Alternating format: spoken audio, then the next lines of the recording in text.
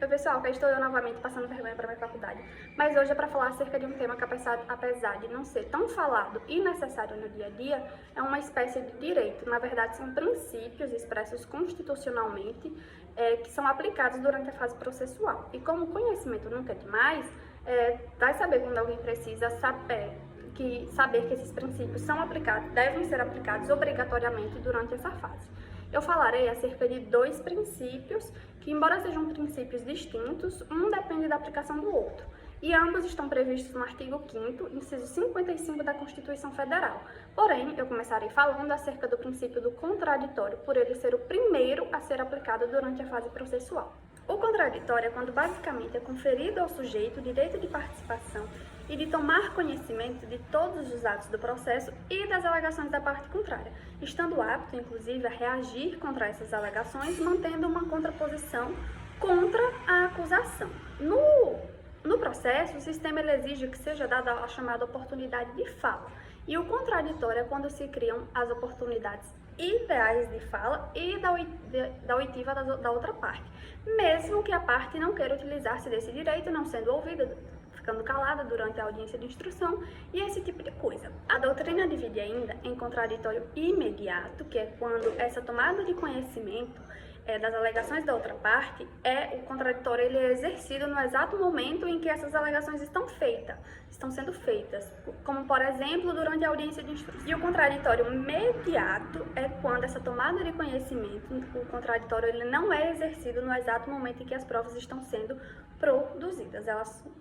A outra parte só tomará conhecimento quando essas provas passarem a integrar o processo. Então, para facilitar, sendo o contraditório basicamente a tomada de conhecimento, como por exemplo, B comete um crime contra A processa B. Então, essa tomada de conhecimento é quando o réu, o autor do crime, ele recebe intimação de que existe um processo contra ele e ele está apto a apresentar uma peça contestatória. Então, após esse processo, a aplicação do princípio do contraditório, inicia-se a aplicação do princípio da ampla defesa. O princípio da ampla defesa ele se divide em dois ainda, é a defesa técnica e a ampla defesa. Começarei falando acerca da defesa técnica, e a defesa técnica ela é irrenunciável, indisponível e necessária. Isso significa que a parte ela não pode abrir mão da defesa técnica, então ela é obrigatória, segundo estabelece o artigo 261 e 263 do Código de Processo Penal, que está aparecendo para vocês aí na tela. Então, a defesa técnica é aquela exercida basicamente pelo profissional de direito habilitado para tal, então um advogado ou um defensor. E caso o réu seja um advogado, ou a outra parte, ela mesma pode fazer a sua defesa. Essa irrenunciabilidade, disponibilidade e necessidade da defesa técnica é basicamente para manter um equilíbrio entre as duas partes. Porque uma parte, o réu, vamos falar do réu, sem a defesa técnica, ele não vai ter os conhecimentos necessários para poder apresentar a peça contestatória e nem realizar atos que são exclusivos do profissional de direito habilitado. A súmula 523 do STF dispõe, inclusive, que constitui nulidade absoluta do processo a falta da defesa técnica, desde que seja provado que a falta dessa defesa do advogado ou do defensor prejudique a parte. Então, é obrigatório. A defesa, sendo a segunda parte do princípio da ampla defesa, é basicamente o contrário da defesa técnica.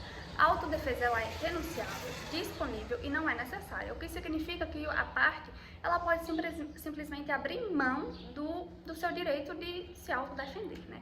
E como que a parte ela pode exercer isso? Como quando, por exemplo, ela recebe a intimação para a audiência de instrução e não comparece a essa audiência, ou comparece e escolhe não falar, ficar calado, né? Então, é uma forma de não produzir provas contra si mesmo. Basicamente, as formas da parte abrir mão da autodefesa é quando ele se nega, por exemplo, a não contribuir para a atividade probatória realizada pelos órgãos de investigação estatal, ou se nega a contribuir material para a realização de exame grafotécnico, material genético para a realização de exame de DNA, dentre outras variáveis que a autodefesa ela pode simplesmente não ser aplicada. Nesses casos em que a parte ela não exerce a autodefesa, ela não pode ser prejudicada, porque lhe é dado o direito de ficar calado e não ser prejudicado por isso, segundo estabelece o artigo 186 do Código de Processo Penal, que está aparecendo para vocês aí na tela. Para concluir a explicação, eu trouxe um caso em que esses dois princípios eles não foram aplicados, e foi um caso que aconteceu em São Paulo, na 4ª Vara Criminal de Guarulhos, São Paulo. E nesse caso, a parte, que nesse caso ele era o réu, ele possuía advogado, inclusive mais de um, então ele possuía a defesa técnica, porém, durante o processo, o Ministério Público ele fez algumas alegações e os advogados, né, eles foram impedidos, embora tivesse o advogado habilitado no processo, eles foram impedidos de fazer as suas alegações, de defender o réu. Então, eles impetraram habeas corpus para que fosse anulado o processo, porque, como eu já expliquei, a súmula 523 do STF dispõe que o processo ele pode ser considerado nulo caso haja prejuízo para a parte na falta da defesa técnica. Então, foi justamente isso que os advogados da parte eles quiseram alegar. E o Tribunal de Justiça de São Paulo, ele julgou nulo o processo porque com a justificativa de que não foi seguido o devido processo legal. E o devido processo legal é basicamente seguir o que está ali na lei. E o artigo 261 e 263 do Código de Processo Penal, como eu já expliquei, diz que a defesa técnica ela é irrenunciável, indisponível e necessária, ou seja, ela é obrigatória. Então, nesse caso, o processo ele foi considerado nulo por não seguir o devido processo legal. E é isso. Acabou. Princípios, que embora sejam princípios...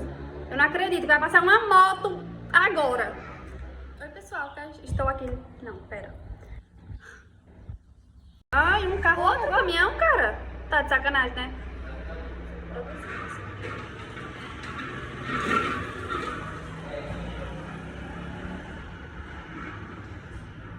Vamos lá, de novo. Tomada de conhecimento.